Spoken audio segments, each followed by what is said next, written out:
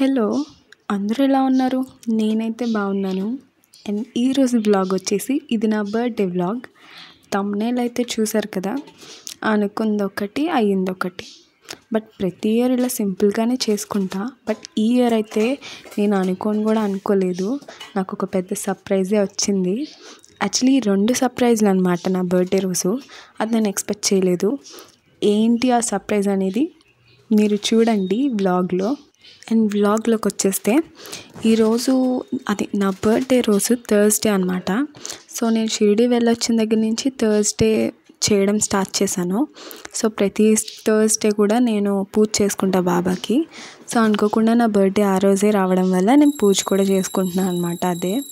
And ఎలాగో birthday రోజు చేసుకుంటాం, బట్ అనుకోకుండా థర్స్డే వచ్చింది. యాక్చువల్గా ఆ రోజు అమ్మ అంటే బర్త్డే కాబట్టి స్వీట్ చేస్తారు కాబట్టి సేమియా చేసిందనమాట. సో ఆ సేమియా కూడా దేవుడి దగ్గర పెట్టుకొని ఇంకా నేను పూజ చేసుకున్నా. అండ్ ఇదే నా మార్నింగ్ లుక్, శారీ లుక్ అనమాట.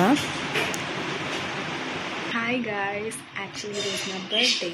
నా వాయిస్ మీకు వినిపిస్తుందో లేదో నాకు తెలియదు, బట్ చూపిస్తున్నాను నా శారీ.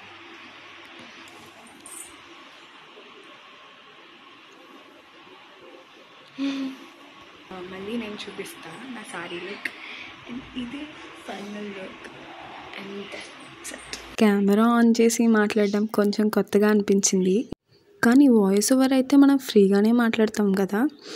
సో అదైతే నేను ఏదో కొత్తగా ట్రై చేసా. కొంచెం ఇబ్బందిగా ఉన్నా కానీ అలవాటు అయితే చేసుకోవాలి. ఇక్కడ మా మమ్మీ చేసిన పాయసం అయితే నేను ఫుల్ ఎంజాయ్ చేస్తున్నా.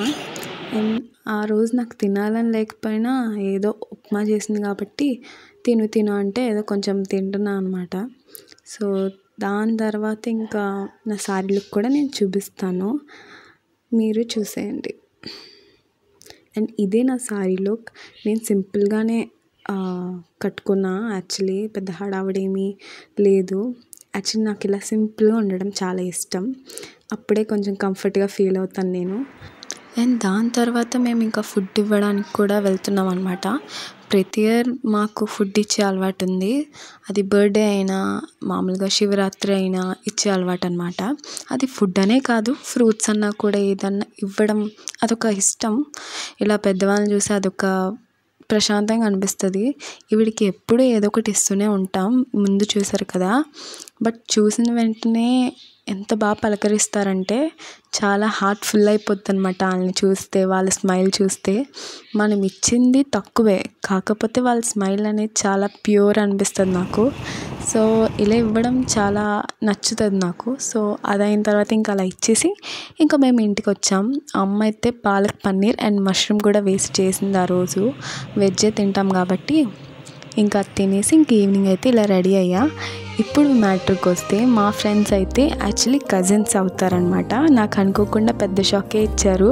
సో ఇదే ఆ షాక్ అనమాట. బట్ ఇలా చేసుకోలేదని కాదు, చేసుకున్నా ఒక ఏజ్ వరకు. బట్ దాని తర్వాత నాకు బర్త్డే అంటే పెద్ద ఇంట్రెస్టే పోయింది. సింపుల్గా చేసుకోవడం అలవాటు అయింది. బట్ అన్నయ్య కూడా నా బర్త్డే రోజు ఫుడ్ డొనేట్ చేసి నాకు ఇంకొక సర్ప్రైజ్ ఇచ్చాడు.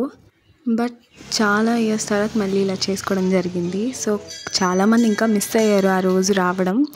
సో సెలబ్రేషన్ అయితే చాలా చాలా బాగా జరిగింది. అండ్ చాలా థ్యాంక్స్ వాళ్ళకి. అండ్ నేనైతే చాలా సర్ప్రైజ్ అయిపోయాను అనమాట. ఇంకా దాని తర్వాత ఇంకా నేను ఈ కేక్ కటింగ్ తర్వాత బాబా టెంపుల్కి అయితే వచ్చా. మార్నింగ్ రావడం కుదరలేదు.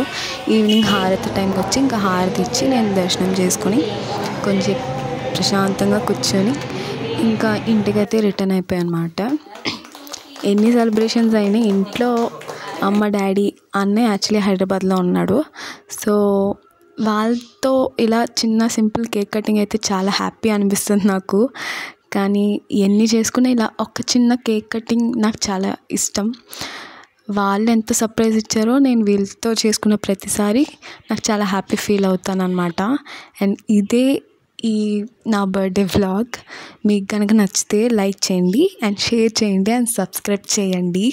అండ్ ప్లీజ్ సబ్స్క్రైబ్ చేయండి. And thank you for watching. Bye guys.